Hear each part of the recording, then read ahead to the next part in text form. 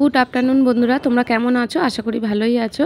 তো তোমাদের সামনে আবার একটা ছোট্ট ব্লগ নিয়ে চলে এলাম। তো এখন বাজে 1টা। তো 1টার সময় আমি দেখো বেরিয়ে পড়েছি। তো একটা জায়গায় যাচ্ছি, আর এই যে সাথে দেখো বাপিও রয়েছে। আমরা উঠবো বাসে। তো বাসে উঠে গেছি। আর এই দেখো হাওড়া থেকে আমরা যাচ্ছি এই যে কলকাতার দিকে।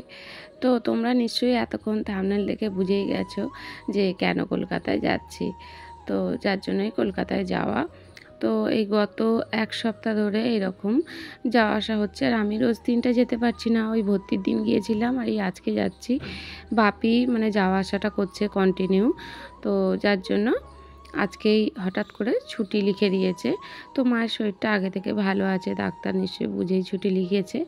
তো সমস্ত কিছু মানে ডাক্তার সাথে কথা বলে নেব, বা সব কিছুটা আমাকে বুঝে নিতে হবে রিপোর্টপত্র, যার জন্য আজকে আমি না গেলেও বাপির অসুবিধা হবে।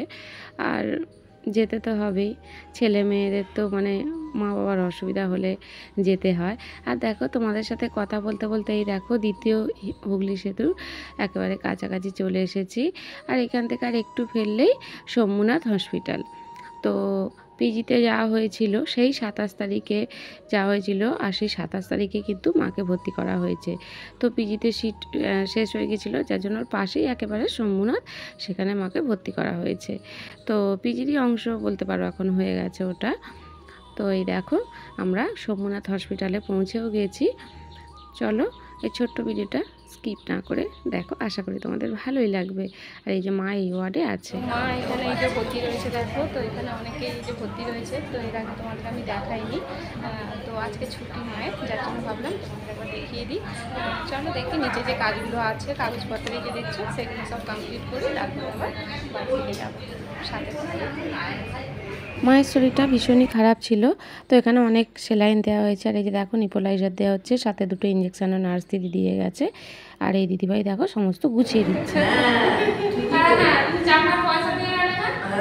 পয়সা দিয়ে যাও, ওরাও তো অনেক সেবা করে। তো মাকে যে টিপতে নিয়ে যাবে, হ্যাঁ দাদি ভাইকে চা খাওয়ার একটু পয়সা আচ্ছা বাপে। হ্যাঁ আচ্ছা দিদি নামিয়ে দিই। চলো মাকে নিচে নিয়ে নামি, তারপরে দেখে একটা গাড়ি দেখে ওর বাড়ি থেকে। তো এখন একটু কথা বল ফুটেছে দেখো, আবার তারপরে আবার এদিকে বাপির সঙ্গে চলে এসেছি একটু চা খেতে। হ্যাঁ তো সেই বেরিয়েছি, তারপর থেকে আর খাওয়া হয়নি কিছু। তাই অসুবিধা নেই। হ্যাঁ তো মা ওখানে বসে আছে, মায়েরও একটু চা নিয়ে যাবে, আর আমি এখানে একটু চা আর একটা দেখি বিস্কুট খাই। তো চলো বন্ধুরা সাথে থাকো। হ্যাঁ একটা বিস্কুট খাও। তো সোমনাথ হসপিটাল থেকে ফাইনালি মাকে বাড়ি নিয়ে যাচ্ছি। আর ওখানকার ডক্টররাও কিন্তু ভীষণ ভালো। তো সেই আমি 27 তারিখে ভর্তি করিয়ে গিয়েছিলাম, আর আজকে 6 তারিখ মাকে বাড়িতে নিয়ে যাচ্ছি। টানা 11 দিন পর মা বাড়ি ফিরছে। তো এখন একদম সন্ধ্যা সন্ধ্যা হয়ে এসছে, আর এই যে গাড়িটায় যাচ্ছি দেখছো, এটা আমার মামার ছেলে ফোনে বুক করে দিয়েছে, আমি পারি না। তো সত্যি কথা বলতে আমার কোনো অসুবিধা নেই। আর মাথায় সেই রোদ নিয়ে বেরিয়েছি, আর বাড়ি ফিরবো একেবারে বৃষ্টি নিয়ে। প্রচণ্ড পরিমাণে মেঘ করেছে গো। বৃষ্টি হচ্ছে এখানে দেখো, আর প্রচুর পরিমাণে দেখো বৃষ্টি পড়ছে। এই যে দেখো রাস্তায়, আর এই যে ছাতাও ভিজে। আর বাড়ি যাওয়ার পথে ভাবলাম এই কাকার দোকান থেকে কিছু নিয়ে যাই। তো এখান থেকেই তো আমি নিই, তোমরা জানো।